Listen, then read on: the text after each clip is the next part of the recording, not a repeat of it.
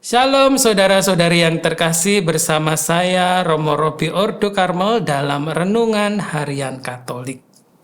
Saya punya cerita. Ada rombongan tamu dari kota besar datang ke sebuah seminari di pelosok desa. Rombongan turun dari mobil lalu berjumpa dengan seorang yang sedang kerja di kebun. Lalu salah seorang rombongan tamu itu bilang, Pak, panggilkan dulu romo pimpinan di sini, kami mau bertemu. Jawab bapak yang bekerja di kebun itu, oh ya, baik. Mari, silakan masuk ke ruang tamu, bapak-bapak, ibu-ibu. Mau minum apa? Jawab tamu itu, es teh dingin. Kalau ada sekalian deh pisang goreng. Jawab bapak kebun itu, oh siap, tunggu sebentar ya. Mereka masuk ke ruang tamu, menunggu setengah jam lebih sambil gelisah. Kok lama banget sih nggak dipanggil-panggil pasturnya? Jangan-jangan Pak Kebun itu lupa menyampaikan. Akhirnya datang seseorang membawa teh manis dan pisang goreng panas. Tapi orang itu memakai jubah. Orang yang sama di kebun tadi memakai jubah. Ternyata adalah pastor kepala seminari. Mereka semua terkejut. Ternyata Pak Kebun tadi adalah romo pimpinan seminari. Lalu mereka malu-malu.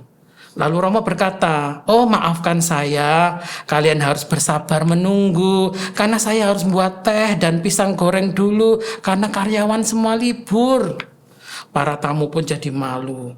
Aduh, maaf kami salah sangka Romo, kami kira Bapak Kebun tadi sudah ngerepotin Romo. Oh, kata Romo, nggak apa-apa. Next time, never judge a person from his appearance. Ya, jangan menilai orang dari penampilannya. Itu, ayo silakan diminum, dimakan. Lalu suasana menjadi cair. Injil hari ini juga mengherankan saya. Muncul pertanyaan dalam pikiran, bagaimana mungkin manusia menegur Tuhan? Ciptaan menegur Tuhan Sang Pencipta. Pada waktu itu para murid Yesus memetik bulir-bulir gandum di ladang. Lalu orang-orang Farisi menegurnya, menegur Yesus bahkan. Bukankah ladang dan bumi seisinya ini milik Tuhan? Siapakah manusia berani menegur Tuhan untuk mentaati hari Sabat? Bukankah semua hukum yang paling suci sekalipun harus tunduk kepada Tuhan? Apa hak manusia menegur Tuhan dan mengatur Tuhan? Orang-orang Farisi terlalu sombong dan sembarangan menegur Yesus dan para muridnya, seolah-olah mereka lebih benar dari Tuhan Allah. Yesus pun menjawabnya dengan dalil kitab Taurat yang mereka pegang, sebab Yesus tahu mereka belum pernah membaca kitab itu. Sabdanya, belum pernahkah kamu baca apa yang dilakukan Daud ketika ia dan para pengiringnya kekurangan dan kelaparan? Tidakkah ia masuk ke dalam rumah Allah waktu Abiatar menjabat sebagai imam agung, lalu makan roti sajian yang tidak boleh dimakan kecuali oleh imam-imam, dan memberikannya juga kepada pengikut-pengikutnya? Ciri orang yang rendah hati adalah tidak cepat menghakimi dan tidak cepat mencari-cari kesalahan orang lain.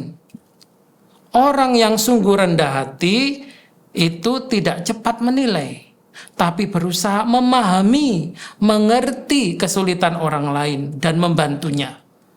Jangan bersikap seperti rombongan tamu tadi yang angkuh, melihat Bapak Kebun tadi dengan sebelah mata, lalu menyuruhnya dengan semena-mena.